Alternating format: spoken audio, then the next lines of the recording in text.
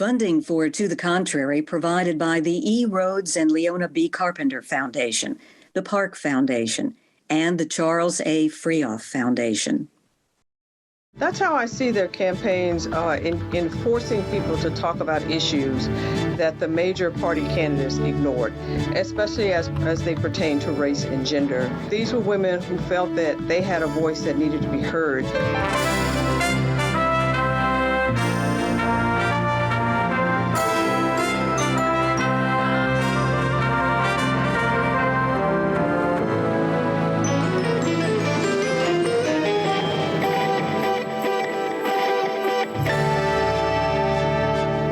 Hello, I'm Bonnie Urbay. Welcome to the Contrary. Our topic today is Black women and the U.S. presidency. There's a lot of history on this topic, and today's cultural trends create an environment that's friendlier toward the idea of a female president of color than at any time in U.S. history. Joining me to talk about this is Dr. Sharon Wright Austin, professor of political science at the University of Florida. Her research focuses on African-American women's political behavior, African-American mayoral elections, rural African-American political activism, and all manner of Black politics, Blacks as candidates and as voters. She's written numerous articles and books, so hold on to your seat as she unleashes a torrent of information. Welcome, Sharon Austin. Thank you very much for having me. So let's get right down to it. There are a number of, way more than even I knew about, and I thought I knew them all, Black women who have run for president, obviously not as major party candidates as Kamala Harris is, but who have run for president in the past. And why don't you tell me a bit about Charlene Mitchell, who ran in 1968? Charlene Mitchell ran in 1968, and as you know, that was probably one of the most tumultuous years in American politics because of the assassinations of Dr. King, Robert Kennedy, and other things that were taking place with rioting and other things. And she was a candidate that really believed in Black power and ran as a member of the Communist Party. As a result, she couldn't get her name listed on the ballot in a number of states. And a lot of people were really blatant in letting her know that they didn't think a Black woman could win. And so they wouldn't put her name on the ballot because they felt that she would be taking votes away from candidates who were thought to be more credible. She really wanted to call attention to a lot of issues such as the Vietnam War, working class issues, especially concerning employment, issues about racial justice, because those were all the things that the Communist Party stood for.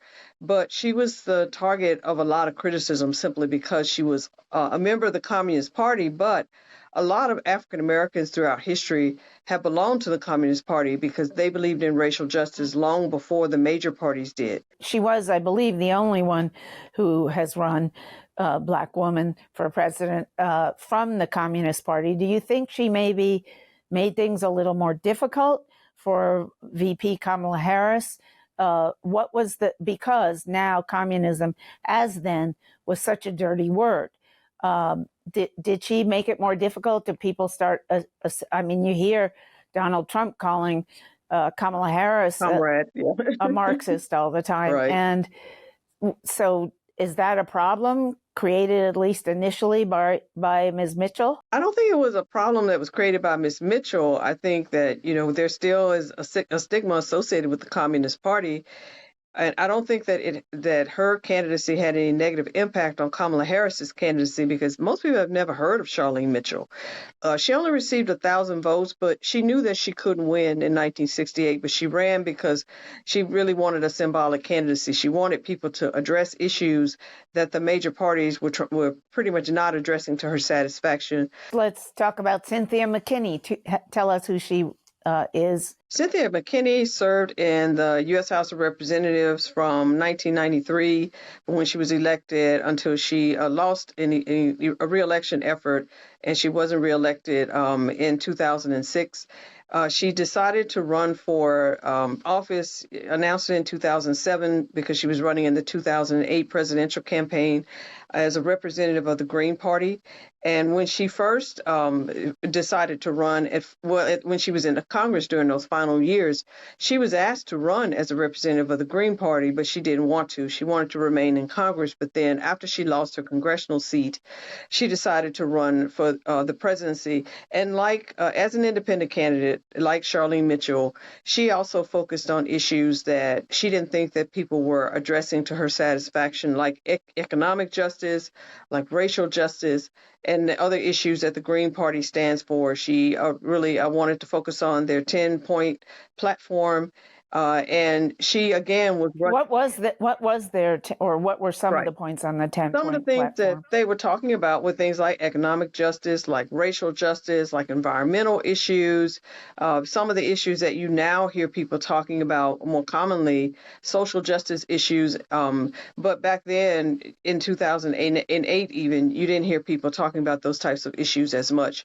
And so she ran for president hoping to call attention, especially to racial injustices, because she even talked about that when she lost her election in Congress, when she ran the final time and she wasn't reelected. She really believed that it was because of racism. And even with the district that she first represented in Congress, it had more African Americans, and later it was redrawn to have a larger percentage of Republican residents. And she felt that that was also something that was rooted in racism. It was a partisan issue, but it was a racial issue as well, because she really believed that her opponents were trying to do something to make sure that she as a Black woman wasn't reelected. So again, she ran for office in 2008, and she knew that she probably couldn't win as a representative for an independent party. However, President Obama was elected that year. So at least, in that case, she talked about racial injustices and racism, and rightfully so because of the experiences that she'd had. But we did elect a Black president that year. Interesting. Now let's go to Stacey Abrams more recently. She, of course, didn't run for president, but she ran twice for governor of Georgia, and she came pretty close the first time. And she also organized 800,000 Georgia residents to vote, most of whom were African Americans. Did she change the ground game for presidential candidates? And what does her work have to do, if anything, with Kamala Harris's supposedly vastly superior ground game or GOTV effort? I would say that Barack Obama changed the ground game, but also I would say that that Stacey Abrams had a major impact, especially on Black female voters in Georgia and just around the nation. Joe Biden wouldn't have won Georgia if it had not been for the voter mobilization and turnout efforts of Black voters in particular, but especially of Black women. And that is something that he has admitted several times, that he wouldn't have won if it had not been for Black women. And that's also why Kamala Harris has been in Georgia more than once. And I'm expecting her to go there even again because of its importance in her road to the White House if she's able to win, but also because there are so many Black women there that she really can mobilize and she can benefit from, because we don't know if we can believe polls or not, but they're showing that Black women are a lot more dedicated to her campaign than Black men are. Even though the majority of Black men, 80% approximately or more, support her according to polls, they are more willing, according to polls, which I don't know if this is true or not, to support Donald Trump. And so she knows that in Georgia, she can really benefit from the mobilization efforts of Black women there, because Stacey Abrams did a lot to call attention to voter suppression. She talked about some of the things that happened in 2018 when she almost won her election as governor, but she didn't. And she felt that it was because of unfair voting practices in the state. And she and others formed different organizations. She filed lawsuits. She came up with the Fair Fight campaign. And as a result of that, I think Kamala Harris is going to benefit in the sense that now if there's any type of evidence of any type of voting fraud or voter suppression, especially of minority voters, I think that they're going to be prepared for that. And a lot of that is because of the work of Stacey Abrams. Now tell me about Shirley Chisholm, who is emblazoned in my mind as a teenager or younger. I remember seeing posters for her and talking a lot about her and found her a very interesting candidate. Tell me how she moved it forward. Shirley Chisholm was very important for female politicians just generally, for Black politicians generally. And she also not only impacted the campaign of Barack Obama, but also Jesse Jackson, who ran for president in 1984, 1988. They put together multiracial coalitions, and they got that idea from Shirley Chisholm. She was one of the earliest candidates to seek the Democratic Party nomination and put together a multiracial coalition that not only transcended race and ethnicity, but also transcended class. And also she was able to try to get support from female voters as well. She had mixed results with that. She received a lot more support from Black women than from white women, but she did have endorsements from women like Gloria Steinem and some other high-profile women at the time. So she was someone in 1972 who became the first Black woman to ever seek a major party nomination. The other women that we've been talking about have run as independents. She ran and sought the Democratic Party nomination. And again, she didn't have really a chance of winning. She was also the first Black woman elected to Congress. But she knew that she wanted to call attention to issues like the Vietnam War and like other issues that were happening at the time, economic issues, especially as they impacted minority communities. She also wanted to talk about issues that concern women. So I can really see when I look at the things that Kamala Harris focuses on, and also the things that Jesse Jackson and Barack Obama and even other candidates of all races have focused on, I can really see her influence because she was one of the first people to try to put together a broad-based coalition that consisted of people of different races and ethnicities. She was also one of the earliest candidates to really focus on trying to motivate younger people to vote. So I can definitely see a lot of her influence in the campaign of Kamala Harris. These women, it seems, just about to a person so far, have run for ideas, to get ideas out there, to get the public used to seeing a Black female face in front of the camera and running for an important office like the most important office probably in the world, President of the United States. Is that how you see their campaigns? That's how I see their campaigns in forcing people to talk about issues that the major party candidates ignored, especially as they pertain to race and gender. And these were, women of color. No one thought that they could really win. And they sort of acknowledged that there was a very slim chance that they would win. Shirley Chisholm had to deal with blatant racism, and sexism. All of these women have, including in the Black community, having to deal with a lot of racism, even in their very own communities. But these were women who felt that they had a voice that needed to be heard. And we also have to think about the context of the times in which they ran. In 1968, 1972, these were totally different societies back then for women, for people of color. In 1968, it was only 4 years after the passage of the Civil Rights Act of 1964. Only 3 years after the passage of the Voting Rights Act. So even in the Deep South, voting was still kind of a relatively new phenomenon.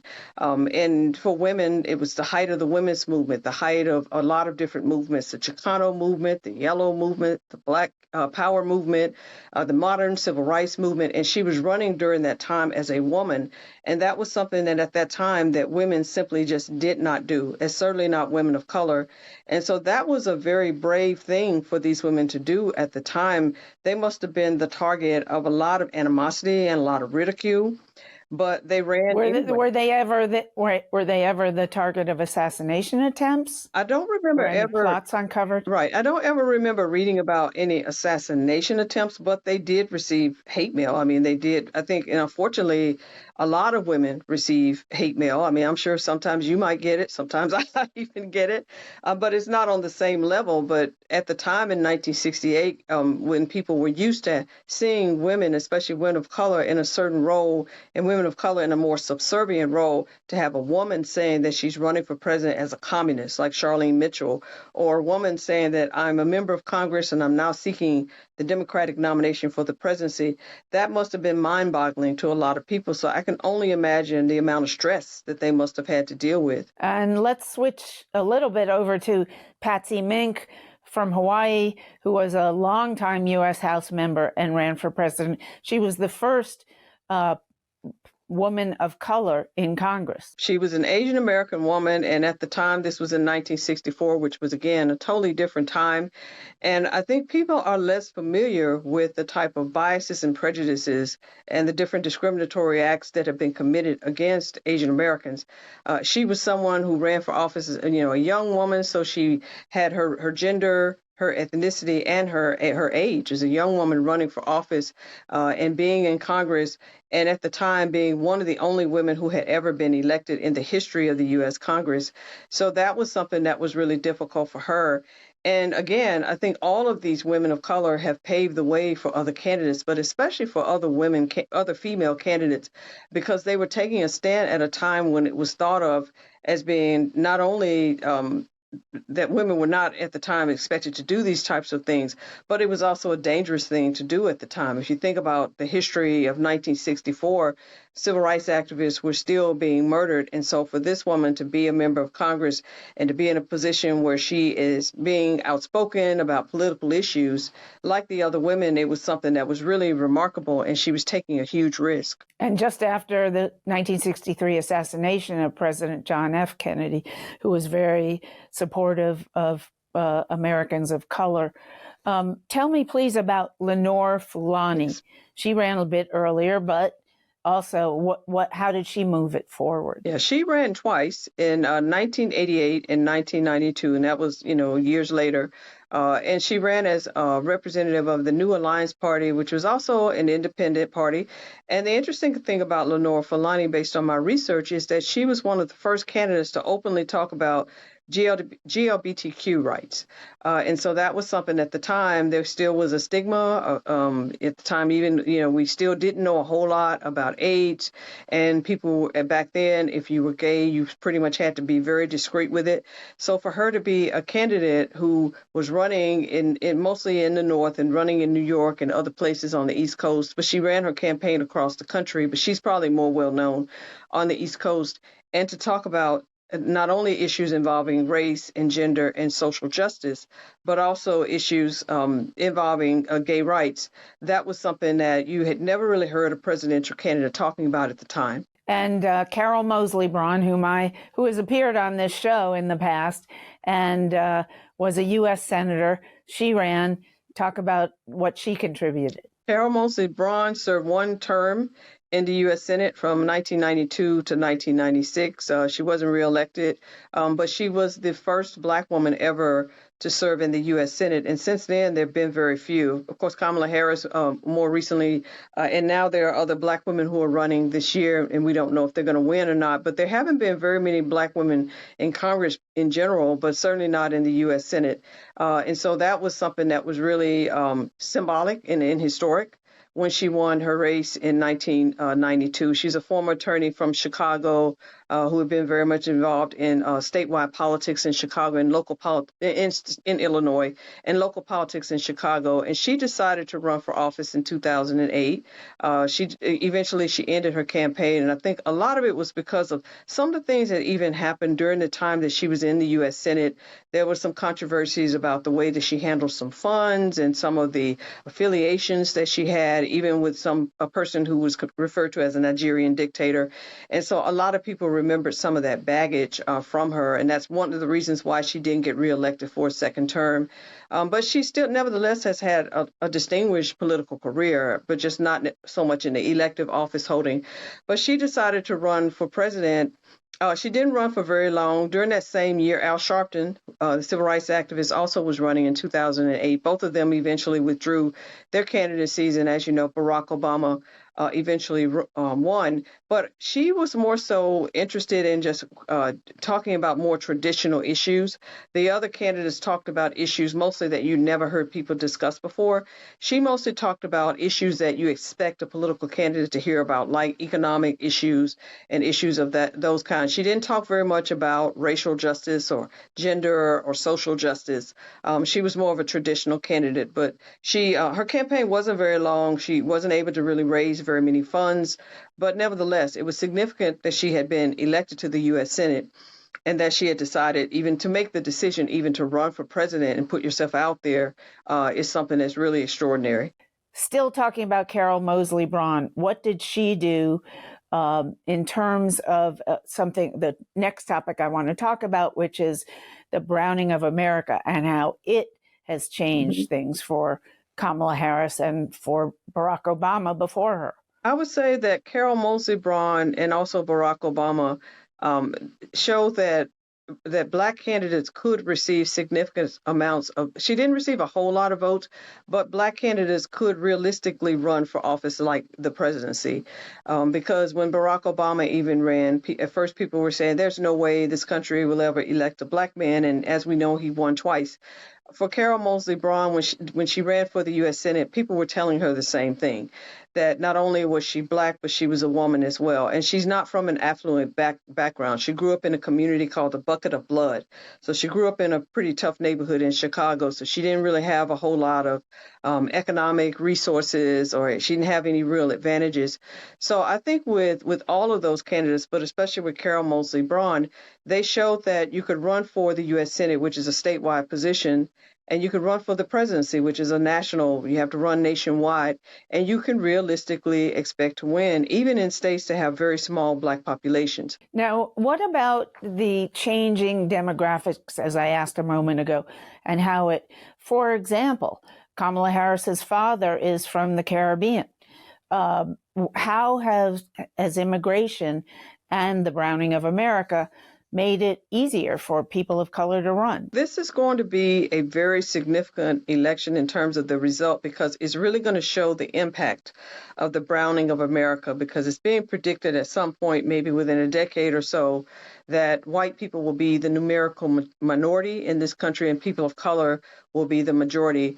And some people would argue that that doesn't matter really, because the idea is that white people as a group have more power economically and politically than people of color. But this is going to show the impact of the browning of America, because now a lot of people who came here as immigrants have now become citizens. And a lot of them who came here as immigrants have had children who are now citizens. And so especially for people who are from the Caribbean, it's really going to be interesting to see to what extent they support Kamala Harris, because her father is Jamaican. And also it's going to show more about the strength of the Asian American community as well, because as you know, her mother, her late mother, was Indian, and you're going to see the impact of the Asian American vote as well. And so if she wins, it's going to be because she successfully put together the kind of coalition that Shirley Chisholm attempted to put together many, many years ago, that consists of people of different races, especially focuses on younger people. And so it's going to really show whether or not the browning of America has any real impact politically. And finally, what about the coalitions that Kamala Harris is putting together? What else is that showing about that? Well, in terms of her running as a woman, first of all, never had a woman president before, and a woman of color. Mm-hmm. Do you think America is ready for that? Well, I think we can't wait for America to be ready for anything. I think that America gets ready when it happens, because a lot of people ask the same question with Barack Obama: is America ready for a Black president? And we know now that America was ready, because we were able to elect him and reelect him. And the same question surfaced back in 2016 with Hillary Clinton, and even with other women who've run as vice presidential candidates like Geraldine Ferraros, even Sarah Palin. Even though they were not successful, is America ready for those women to be vice president? Was America ready for Kamala Harris to be vice president? And I think America is ready, because America gets ready when something happens. But not before. Right. You also mentioned how Black candidates tend to distance themselves from their race. Is Kamala Harris doing it? And how did Barack Obama do it? It's called a political strategy of deracialization. And it's when minority candidates, but especially Black candidates, when they're running in predominantly white communities or predominantly white for offices in which they know that most of the people who are voting for them are going to be white, and they need crossover votes from white voters, they sort of de-emphasize any type of racially divisive issue that they think has a no-win, is a no-win situation. If you discuss things like affirmative action, for example, welfare, Those are the types of racialized issues that, regardless of what position you take, you're bound to offend someone. So they tend to try to avoid those issues altogether. And if you notice, even with Kamala Harris, she hasn't really talked about the symbolic nature of her campaign, the fact that I'll be the first woman president. I mean, I'm sure she's mentioned that, but she's not really mentioned it a lot. She's not mentioned it a lot publicly, especially. She's definitely not dwelling on it. Right. She's not talking about it very much. And then because I guess she feels like it's pretty obvious. And also she's not talking about racial issues as much. I mean, she did address some of them during the debate, because I guess when she is asked about those issues, she'll talk about them. But she chooses not to, because she knows that regardless of what position you take on some of the more racially divisive issues, you're bound to offend someone, and you might alienate voters in what's going to be, or what's being predicted as going to be one of a really close election. So she's practicing the same strategy that Shirley Chisholm and Jesse Jackson and Barack Obama practiced, called deracialization, because they chose not to really talk about issues concerning their race, because they knew that they needed the support of many white voters, and they didn't want to risk turning off those voters. All right. Thank you so much, Dr. Sharon Austin, professor of political science at the University of Florida. Please keep the conversation going on our various social media platforms. Please go to our PBS webpage. The address is on the screen. And please join us next time. And whether you agree or think to the contrary, we're glad you're watching.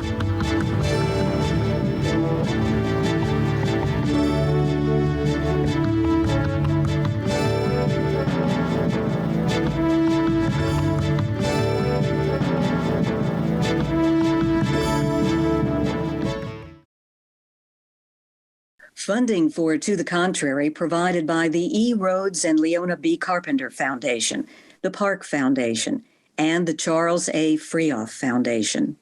For a transcript or to see an online version of this episode of To the Contrary, please visit our PBS website at pbs.org/To the Contrary. You're watching PBS.